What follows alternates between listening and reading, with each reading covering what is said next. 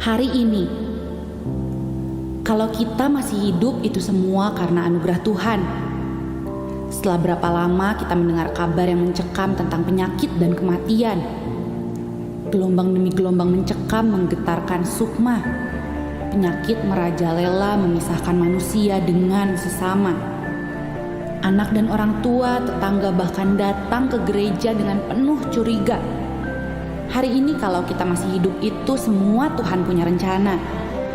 Kalau kita masih bisa bernafas dengan leluasa, pasti ada rencana dari sorga. Kita hidup untuk apa? Kita hidup untuk siapa?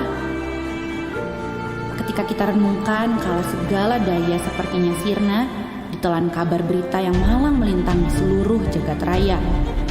Cerita sembang membahana di alur cerita. Hidup. Di dalam Dia kita hidup. Kita bergerak dan kita ada. Dalam Dia, saya akan terus berkarya.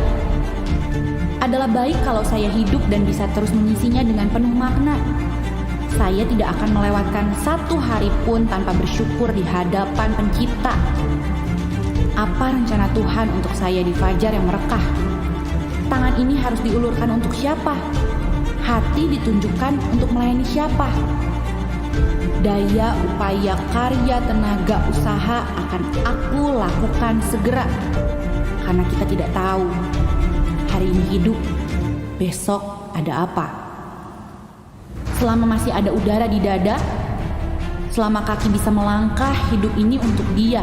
Dan mati adalah kembali kepada Bapa. Saya tidak diperbudak oleh putus asa. Saya tidak tunduk pada nistapa. Saya tidak menyerah pada berita malapetaka. Karena saya ada di dalam kuasa kebangkitannya. Saya terproteksi oleh darahnya. Saya sembuh oleh bilurnya. Saya adalah anaknya. Saya adalah muridnya. Saya adalah kekasihnya. Saya adalah bagian dari gerejanya.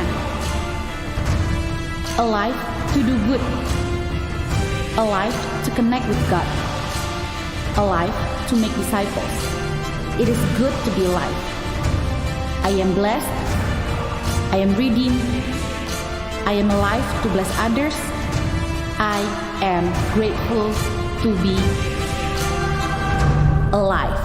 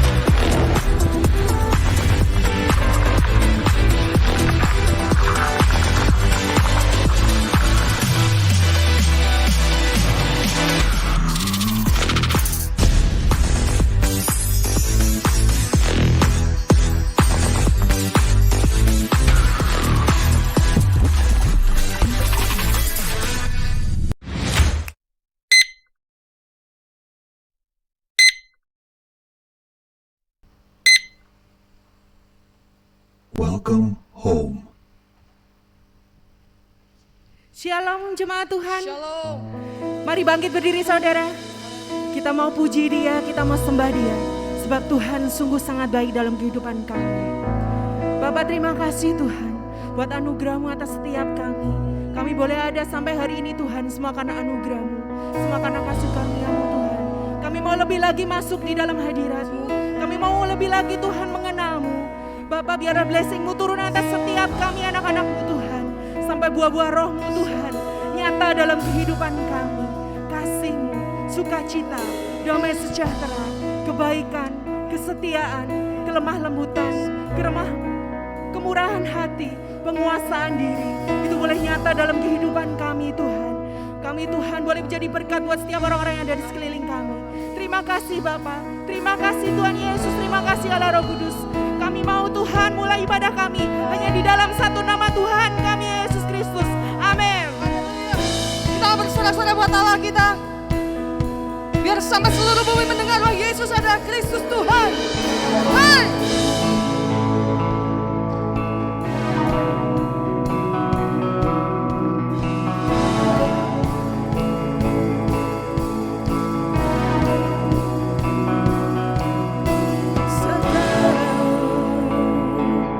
Waktunya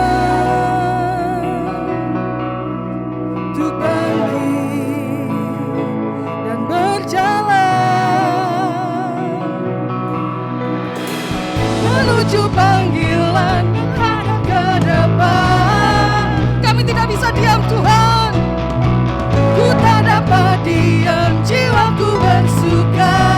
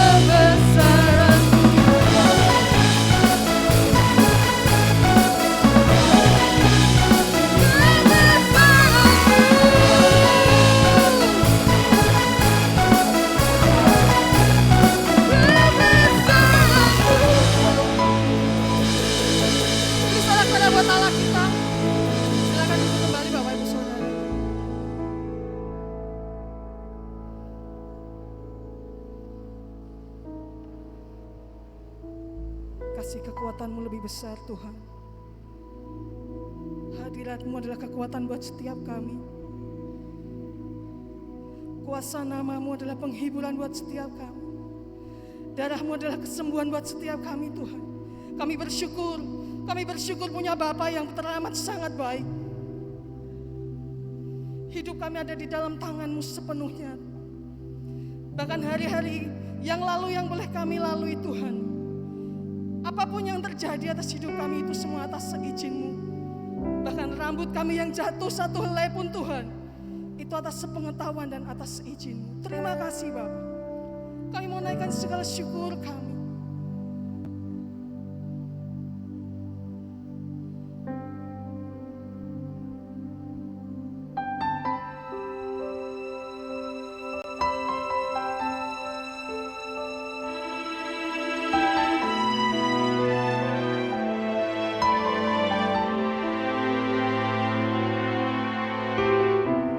Dengan apa ku membalas kasih-Mu?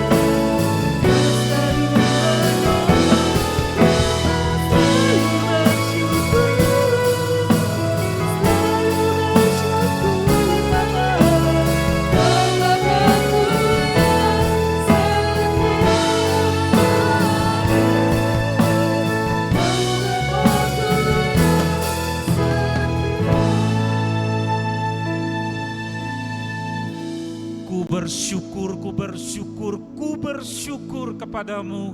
Kami mengucap syukur, anak-anakmu mengucap syukur. Ampuni kami apabila lupa dan lalai mengucap syukur. Bukan hanya untuk hal-hal yang manis saja kami mengucap syukur, tetapi untuk setiap hal yang pahit sekalipun kami belajar mengucap syukur, karena itulah yang Engkau kehendaki, yaitu mengucap syukur dalam segala sesuatu. Inilah anak-anak-Mu Tuhan, kekasih-kekasih-Mu, tebusan-tebusan-Mu berhimpun kembali dengan jiwa mengucap syukur kepadamu, menjadi hunjukan yang menyukakan hati-Mu. Segala persoalan, segala kesukaran kami taruh semua, karena ada yang lebih penting daripada persoalan kami, yaitu Engkau, yaitu firman-Mu, pribadi-Mu, kehendak-Mu, jalan-jalan-Mu yang lebih mulia daripada segala keluh kesah dan persoalan kami. Untuk mengawali minggu pertama di bulan yang ketiga yang luar biasa ini Bapa, sesuai dengan pesan-Mu ya Tuhan Yesus kepada murid-murid-Mu, supaya kami mengadakan perjamuan Tuhan untuk mengingat akan kasih-Mu, maka kami taat. Seberapapun jemaat yang ada, yang rindu, yang haus untuk datang kepadamu, Engkau tidak akan menyia-nyiakan mereka yang haus dan datang kepadamu. Kasih-Mu sudah disiapkan, pertolongan-Mu sudah disiapkan, damai sejahtera-Mu sudah disiapkan. Dan kami membuka bejana hati kami lebar-lebar. Melalui perjamuan ini Engkau hadir melawat jiwa kami, menembus roh kami, menyirami kami dengan kasih-Mu, damai sejahtera-Mu, penghiburan-Mu, pengampunan-Mu. Kami siap Tuhan. Dan sebelum kami menerima perjamuan ini, nyatakan firman-Mu kepada kami.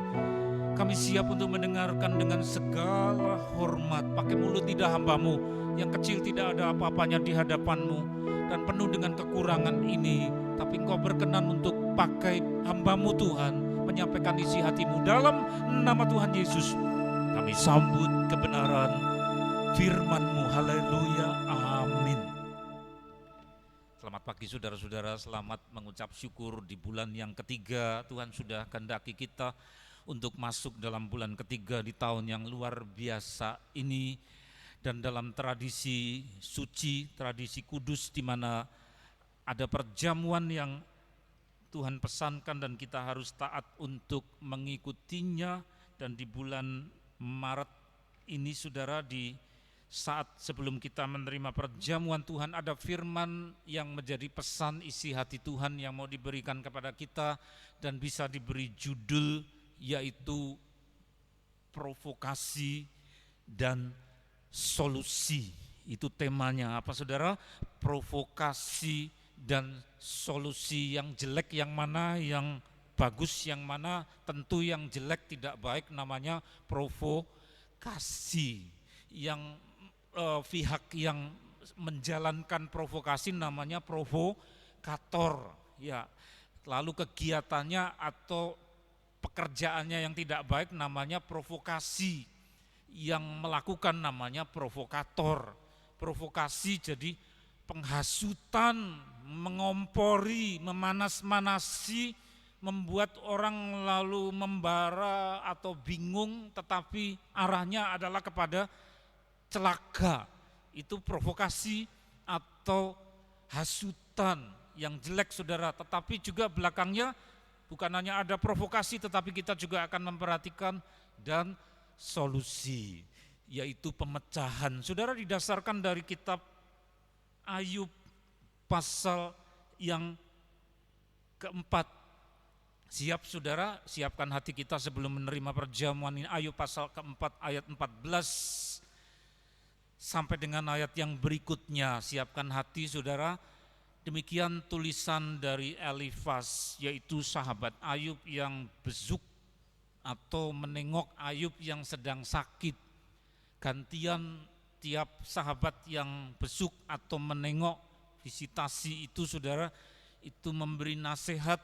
Dan giliran Elifas itu kemudian menyampaikan pesannya kepada Ayub di dalam pasal yang keempat ini. Apa kata Elifas? Yaitu dia cerita tentang pengalamannya. Aku terkejut dan gentar sehingga tulang-tulangku gemetar. Suatu roh melewati aku, tegaklah bulu romaku. Bulu roma apa saudara? Bulu kuduk.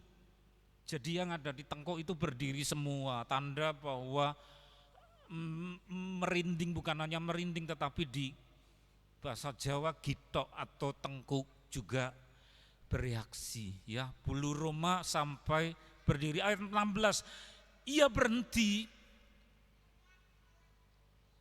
Jadi roh itu berhenti, tetapi rupanya tidak dapat kukenal karena bukan fisik. Jadi tidak pakai tulang, tidak pakai kaos, tidak pakai baju, tidak pakai tubuh, sehingga tidak kelihatan tapi terasa, ya, terasa ada yang menemui.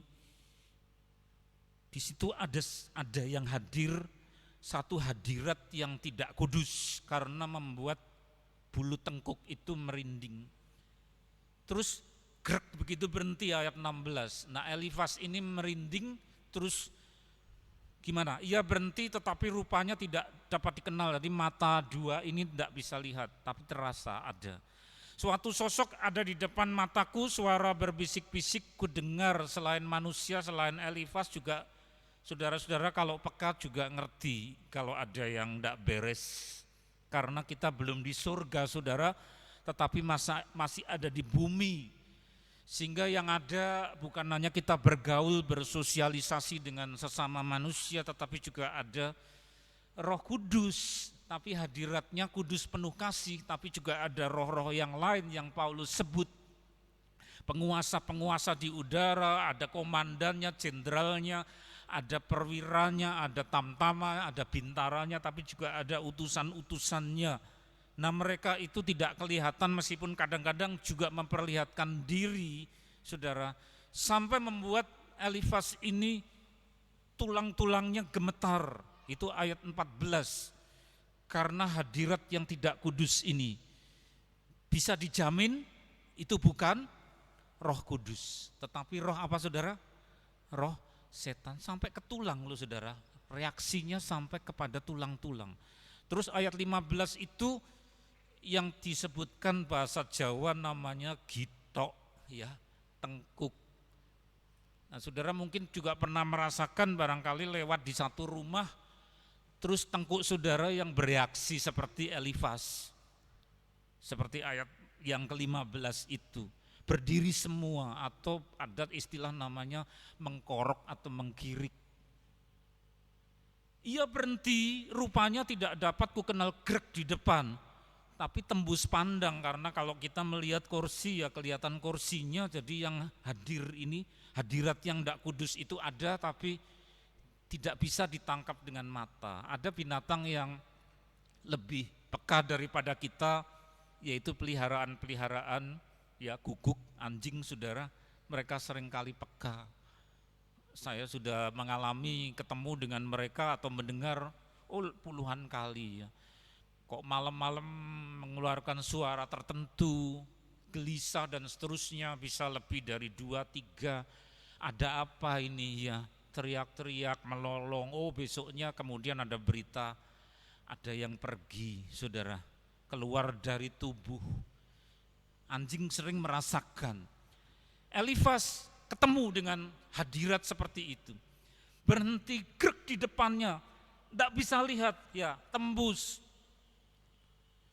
Itu adalah hantu atau roh yang tidak kudus. Kok ngerti kalau tidak kudus? Kenapa bukan Roh Kudus? Tandanya apa yang atas tadi? Yaitu tengkuk merinding. Kalau tengkuk merinding bukan berarti Roh Kudus yang hadir, tetapi musuhnya. Nah saudara harus kenal ciri-ciri seperti itu ya, menjadi peka. Mana yang dari Tuhan, mana yang bukan dari Tuhan. Sosok ada di depan mataku, lah ternyata bukan hanya hadiratnya yang membuat mengkirik dan merinding, tetapi saudara ada plusnya, yaitu keluar suara. Suaranya tidak keras, tetapi apa kata-katanya? Suara berbisik-bisik ku dengar. Jadi audible, masuk ke telinga, tapi bisik-bisik. Nah awas, ini jangan kemudian salah tafsir, ada banyak penyesat. Oh engkau sedang diakrabi. Iya, itu intimate whispering, satu bisikan intim, kok sedang dikasih. Sesat saudara pengajaran seperti itu. Ada bisikan yang menandakan intim, saya sama istri omong-omong, ya bisik-bisik, itu intimate whispering. Jadi bisik-bisik yang menandakan bahwa akrab atau intim. Sahabat, ya, orang omong-omong dengan sahabatnya hal-hal yang pribadi yang orang lain tidak usah dengar, bisik-bisik, itu bisikan intim. Tetapi saudara, ada yang bukan intimate whispering, tetapi horror whispering, ya. Suara berbisik-bisik ini suara horor, bukan suara intim. Maka saudara harus bisa membedakan. Kalau satu saat saudara perdengarkan suara bisikan, cepat kenali, identifikasi. Itu dari Tuhan yang mau intim dengan saudara, ataukah menimbulkan bulu kuduk yang merinding saudara.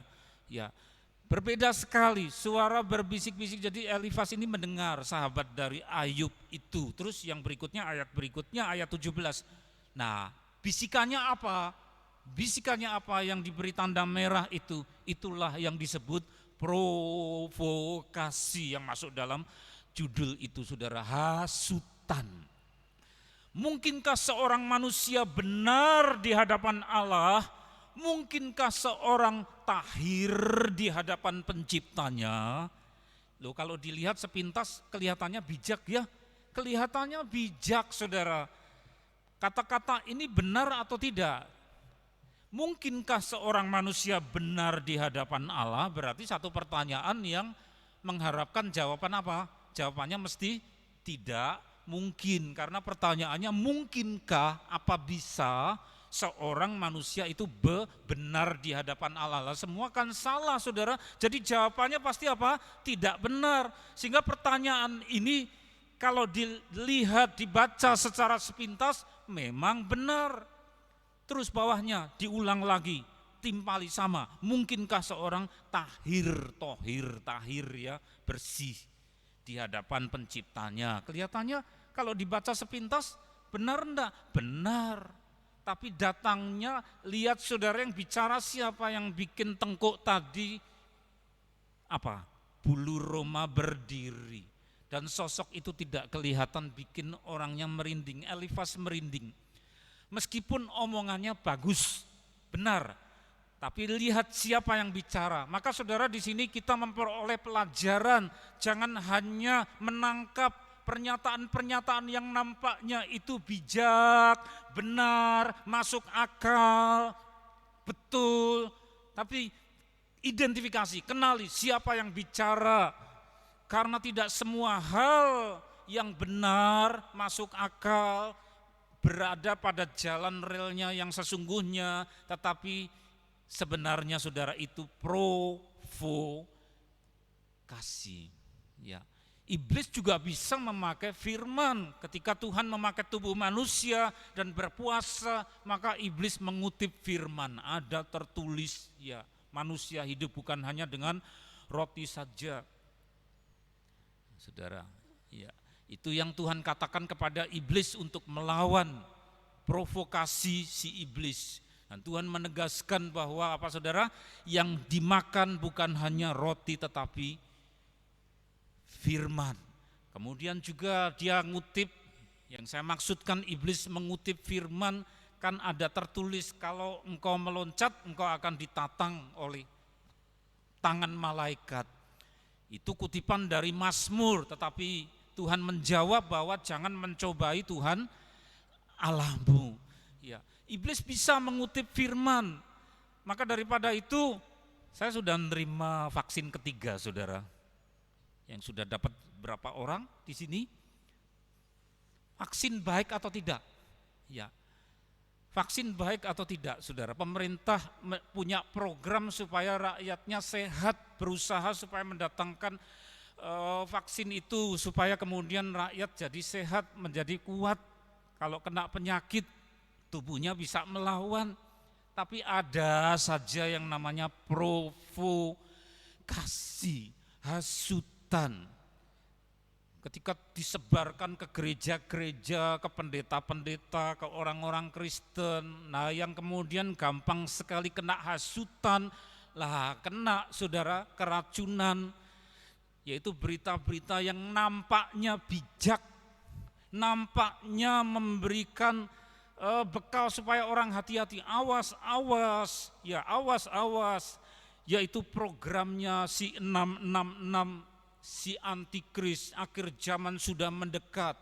Kemudian diperinci bahwa di dalam vaksin itu ada kode-kode yang hanya bisa dibuka melalui cara yang canggih di komputer, yang kalau dibuka sebenarnya cairan itu mengandung kode 66, sehingga kalau engkau dimasuki itu berarti dicap dengan 666. Itu namanya provokasi.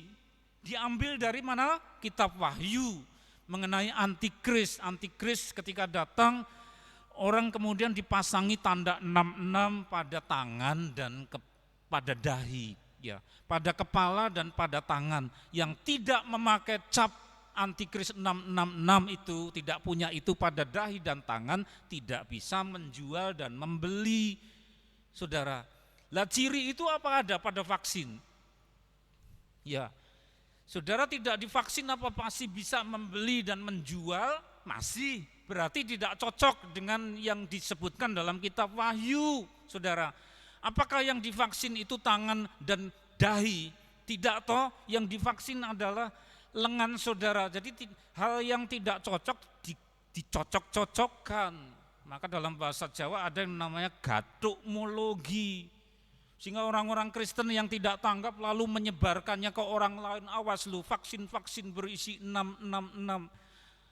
Ada perdebatan begitu rupa, polemik, itu sudah beredar di gereja-gereja.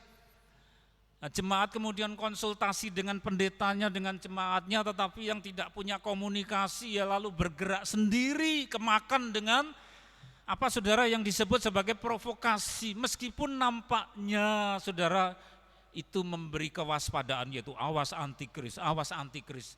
Betul enggak? Baik enggak? Kelihatannya baik, tapi isinya adalah pemalsuan, kebohongan. Kita masih bisa jual beli meskipun sudah divaksin, jadi tidak cocok dengan provokasi itu, maka hati-hati. Sehingga inilah gunanya kita sering kumpul, bergereja, menerima pengajaran yang berdasarkan firman. Ini juga Elifas ini, tengkuknya merinding, bulu kuduknya berdiri. Ya, sosok itu tidak kelihatan karena dia hantu saudara, tapi ngerti sungguh, grek di depan matanya. Mau apa ini ya? Tapi yang diomongkan oleh si hantu ini kelihatannya bijak, yang merah. Mungkinkah seorang manusia benar di hadapan Allah? Lah mikir saudara, Elifas mikir, wah iya ya, wah iya. Dia sedang diprovokasi oleh si hantu itu. Sesungguhnya hamba-hambanya tidak dipercayainya, malaikat-malaikatnya pun didapatinya tersesat. Terus halaman berikut, apa yang benar pun tidak selalu dipakai untuk kebaikan. Maka kemudian dalam gereja ada tanggung jawab untuk memperingatkan jemaatnya, awas-awas, yang benar pun apa? Tidak selalu dipakai untuk kebaikan. Saya tadi hanya menyebut satu contoh, vaksin dikaitkan 666, tidak cocok ya, apalagi itu. Ya, yang lain-lain. Mungkinkah seorang manusia benar di hadapan Allah? Jawabannya tidak mungkin ya. Tetapi sebenarnya itu kutipan yang bertujuan untuk hal jelek, menimbulkan rasa frustrasi. Wah iya, tidak mungkin saya ke surga kalau begitu. Karena didapatinya apa? Tidak benar, salah terus, banyak dosa, banyak pelanggaran. Wah iya. Dan itu kemudian membuat iblis tertawa. Si hantu yang menemui Elifas yang tidak kelihatan, yang membuat tengkuknya merinding tadi, ketawa, kena kamu, diprank saudara ya, dikerjai. Dan itulah tujuan dari si jahat, yaitu menimbulkan putus asa. Seorang yang tidak disebutkan namanya ngomong ke istri saya, aku kalau nanti sudah tiba waktunya, sekarang sudah umur 60, nanti kalau sudah tiba waktunya off, begitu ceklik off, nyawaku lepas ya, mati. Nggak takut itu, nggak takut mati. Pas ceklik off itu nggak takut, tapi takutnya kelanjutannya itu, yaitu dia sebut dengan spesifik apa? Neraka. Jadi nggak ngerti caranya bagaimana nanti kalau mati, cekliknya itu les, dia nggak takut, tapi kelanjutannya nanti pergi ke neraka gimana solusinya. Lalu istri langsung bersaksi, kalau aku nggak takut karena ngerti apa, aku punya jaminan keselamatan, punya berita baik, jalan ke surga. Ini baru tahap pertama, nanti tahap yang berikut kami harus doakan supaya yang bersangkutan itu kemudian terbuka hatinya seperti suaminya sudah mendahului. Karena suaminya juga menyebutkan itu ketika kami rombongan berkata, Pak, kalau tidak punya pengampunan dosa, semua orang berdosa, dosa dibawa mati. Dan di sana itu ada penyiksaan langsung. Yang sakit ini menjawab, kula mboten purun disiksa ten mriko, ya saya tidak mau disiksa di sana. Lah maka daripada itu ada satu solusi, bukan provokasi bisik-bisik sebagai hantu yang menemui Elifas yang bikin merinding tengkuknya tadi saudara, tetapi apa? Solusi itu bukan menakut-nakuti bikin tengkuk saudara merinding, takut kepada neraka. Tetapi diiringi dengan nyanyi seperti tadi nyanyian kedua apa? Ku mau selalu bersyukur, selalu bersyukur. Ada enggak hantu menemui saudara nyanyi gitu? Ada enggak saudara? Ya. Ku mau selalu bersyukur. Orang Kristen yang sudah terbiasa akrab dengan Tuhan dengar lagu itu gimana? Tengkonya merinding atau damai sejahtera?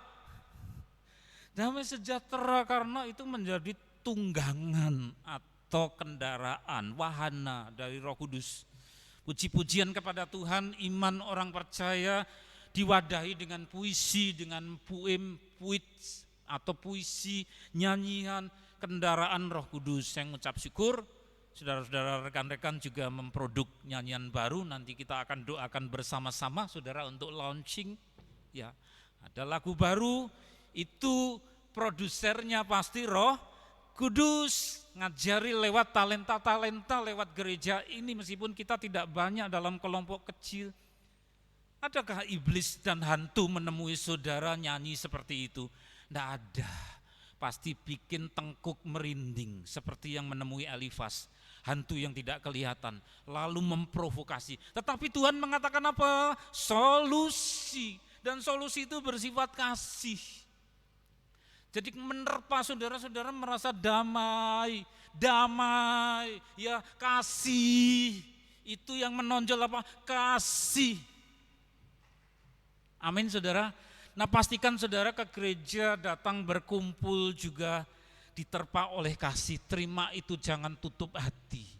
Sebab itu bagian yang paling penting yang Tuhan berikan dan Tuhan jatah untuk saudara satu persatu. Baik sebagai pribadi, sebagai keluarga, sebagai gereja. Itu solusi. Tuhan datang nemui kita bukan dengan membawa horor seperti hantu.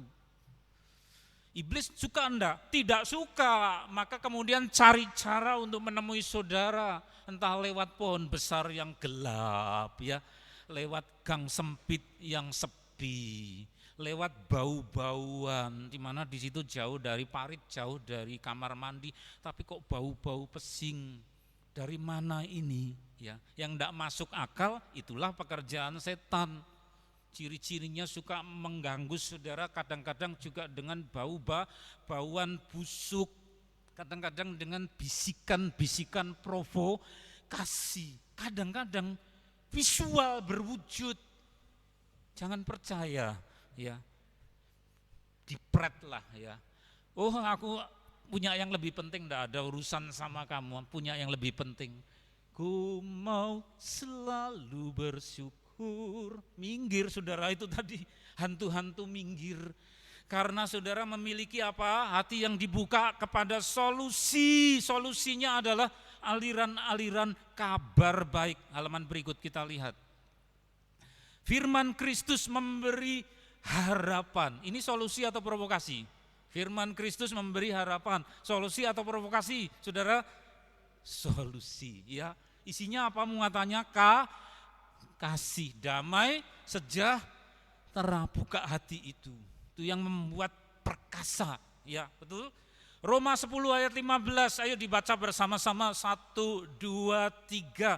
Dan bagaimana mereka dapat memberitakannya jika mereka tidak diutus, seperti ada tertulis betapa indahnya kedatangan mereka yang membawa kabar baik.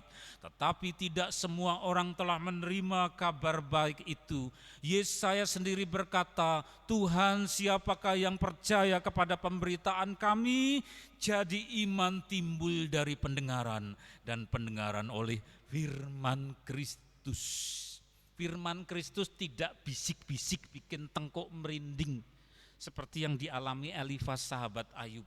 Tetapi firman Kristus apa? Membangkitkan iman. Iman timbul dari pendengaran akan firman Kristus. Dan iman itu bersatu, teranyam dengan kasih, pengharapan, saudara. Ya, dan di situ ketika menerpa saudara, saudara buka hati, maka disebutkan dalam ayat yang ke-15, oh betapa apa indahnya. Sampai saya memberi warna apa saudara, biru. Jika mereka tidak diutus terus gimana ya, seperti ada tertulis betapa indahnya, maka kemudian ada utusan yang membawa berita indah. Kedatangan mereka yang membawa apa? Kabar baik.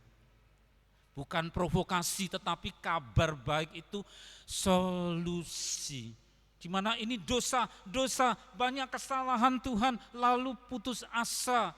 Dan iblis kemudian tambah menginjak-injak, namanya adalah provokasi. Tetapi ada kabar yang namanya kabar baik, yaitu pengampunan, penghiburan, penguatan, bimbingan yang jatuh lalu ditegakkan. Indah bukan? Kabar baik dalam teks Yunani namanya euangelion, diterjemahkan kepada bahasa Indonesia menjadi Injil, saudara.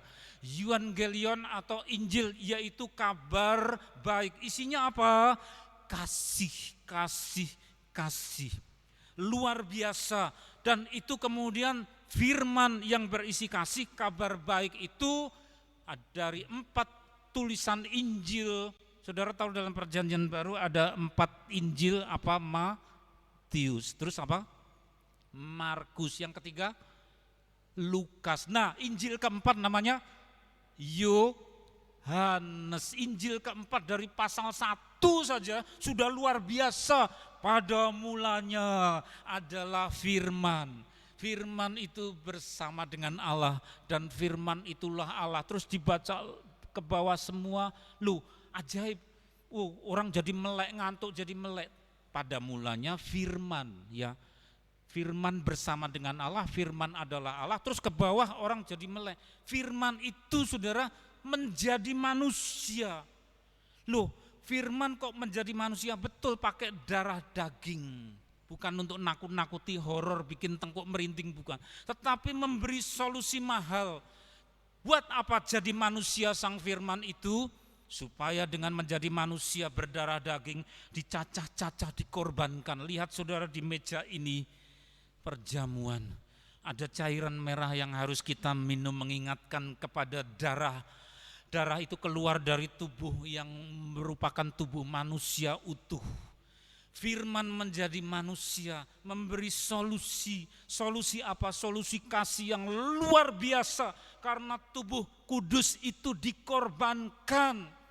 dan menjadi manusia bukan hanya berdarah tetapi juga berdaging, dicacah-cacah, dilukai, diberikan. Maka kita harus memakan roti ini yang menunjuk kepada tubuh manusia suci yang diberikan dari surga, sang firman yang menjadi daging.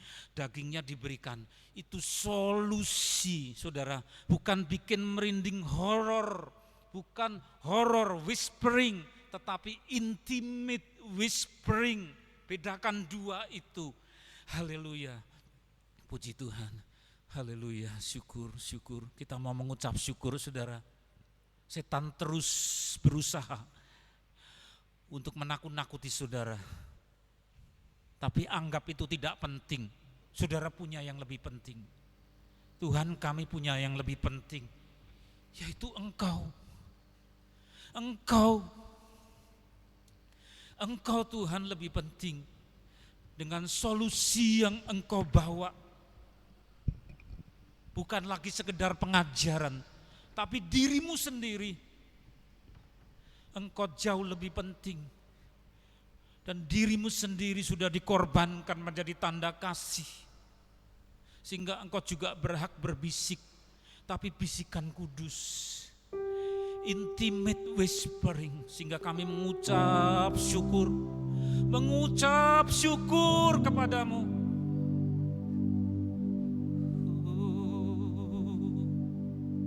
Kami bersyukur kepadamu, syukur. Dengan apa ku membalas kasih-Mu yang ku terima darimu. Dengan apa ku membalas cinta-Mu. Oh Yesusku, bersama-sama selalu bersyukur, selalu bersyukur. Kau Tuhan yang setia, yang selalu menopang. Ku mau selalu bersyukur, selalu bersyukur. Kau Bapa-Ku yang setia. Dengan apa ku membalas kasih-Mu yang ku terima darimu. Yang ku terima darimu. Dengan apa ku membalas cinta. Sapa Yesusku, Oh Yesusku, bersama-sama selalu bersyukur, selalu bersyukur. Kau Tuhan yang setia, yang selalu menopang. Ku mau selalu bersyukur, selalu bersyukur. Kau Bapa-Ku yang setia.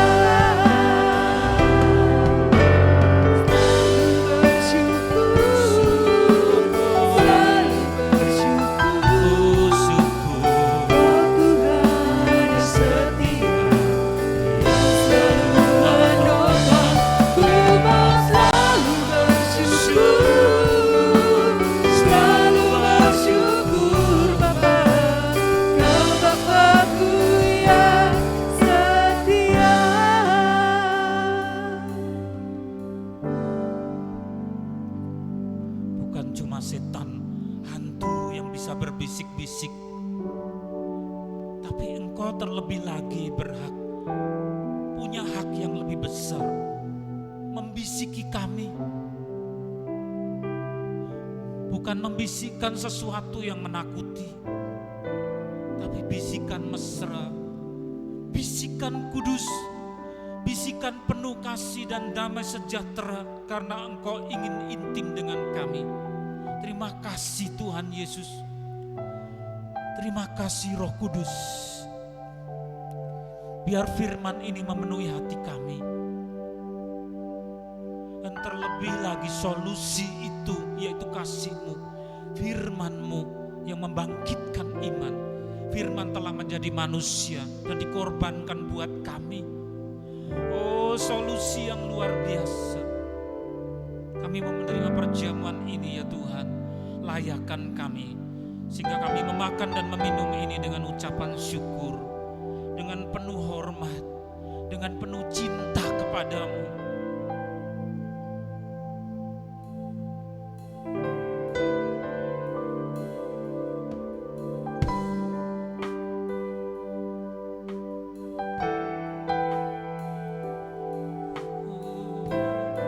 Kudus, kudus, kudus. Kudus, kudus.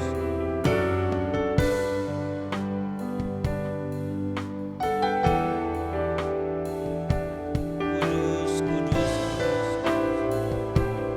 Sucilah kasih, kuduslah kasih.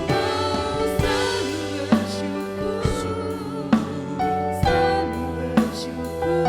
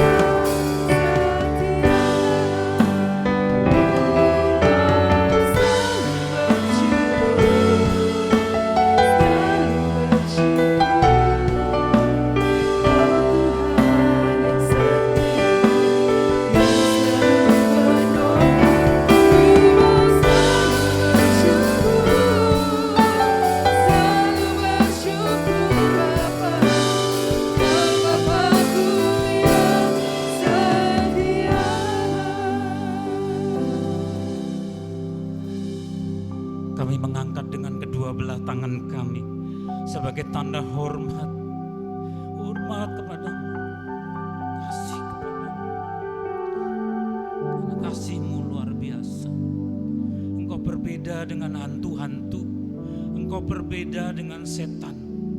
Karena Engkau penuh dengan kasih. Tidak ada roh-roh yang lain yang sanggup memberikan dirinya dikorbankan buat kami kecuali Engkau. Tanda bukti itulah Engkau Tuhan, yang kasih-Nya luar biasa. Tubuh-Mu sudah dikorbankan, dan kami mau makan ini dengan percaya akan tubuh-Mu untuk keselamatan kami. Mari saudara makan sama-sama dengan percaya penuh kasih dalam nama Tuhan Yesus.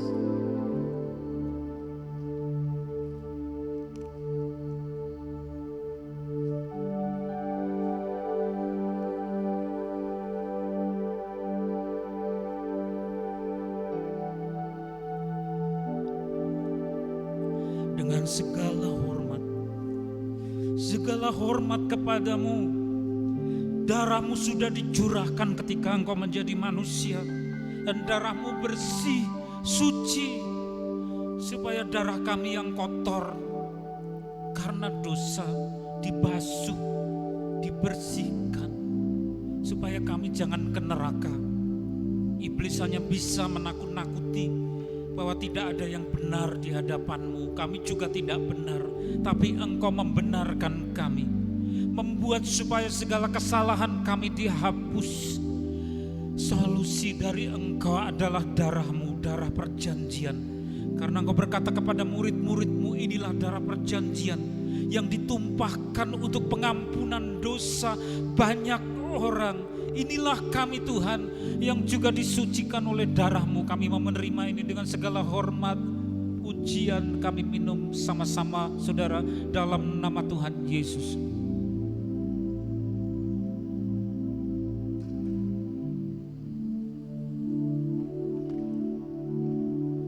Tadahkan tangan saudara, ucap syukur, berbisik kepada Tuhan, I love you.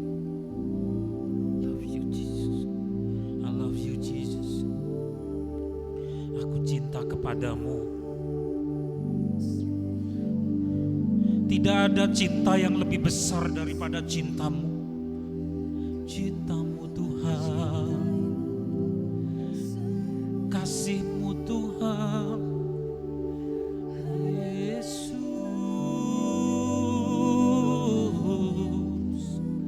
Yesus, kasih-Mu ajaib, kasih-Mu.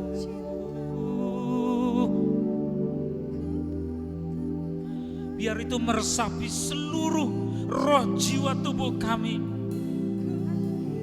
Lihat jemaat-Mu ini Tuhan, mereka juga penuh dengan persoalan di muka bumi dengan segala perjuangan mereka. Tetapi segala kesusahan dari perjuangan dan luka-luka mereka, oh tidak ada yang lebih penting daripada Engkau sendiri. Engkau jauh lebih penting, kasih-Mu lebih penting. Solusi dari Engkau itu kasih-Mu, kasih-Mu,